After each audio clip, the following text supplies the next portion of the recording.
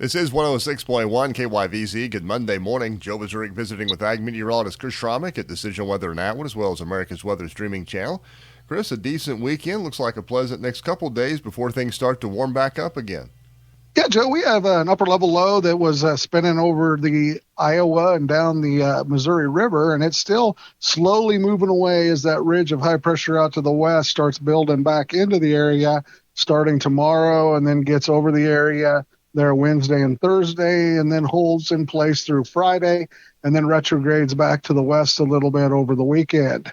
What that's going to do is it's going to lead to some cooler, more pleasant temperatures. We're starting off today in the lower 60s. We got 57 out there in Burlington. We got 61 in Goodland, 63 in Colby, and 65 in McCook. There are some scattered light rain showers and a few rumbles of thunder out there this morning.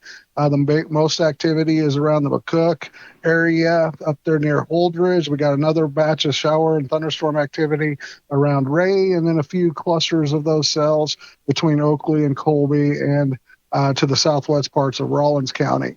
These things will rotate through. You might pick up a quick tenth, maybe 15, 20 hundredths of precipitation. Could see more of them later this afternoon and evening as well, as that upper level low eventually spins off to the east for tomorrow. What that does for our winds, they'll start off from the northwest, turn to the northeast this afternoon, be very light at that 5 to 10 miles per hour. And those highs will top out in that 84, 85 degree range. Then tomorrow, those winds will continue to still be from the northeast. By evening and overnight, they start switching to the south. So we'll see temperatures warm up to around 90 degrees.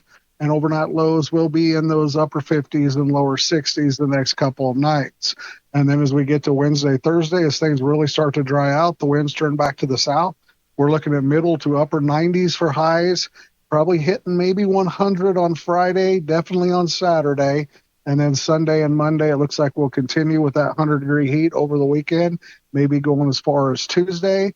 But the other thing that happens during that time frame over the weekend is we have a dry spell Tuesday through Friday.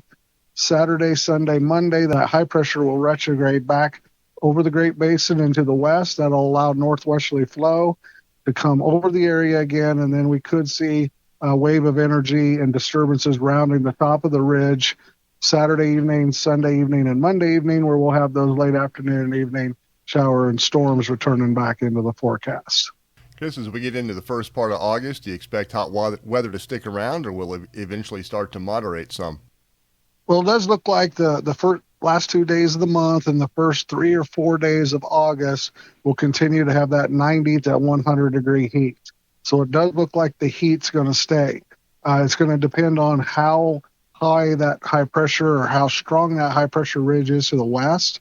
If we kind of remain in that northwesterly flow, we'll continue the thunderstorm chances in the late afternoon and evening periods, which will keep us hanging around normal or slightly below normal precipitation values. We just kind of hanging around there with those scattered chances. But it does look like there could be some chances for the precipitation, but you can bank on the hot weather continuing into the first week of the month. Once again, that's Ag meteorologist Chris Schramek at Decision Weather and Atwood, as well as America's Weather streaming channel. For KYVZ Radio, I'm Joe Vazurek.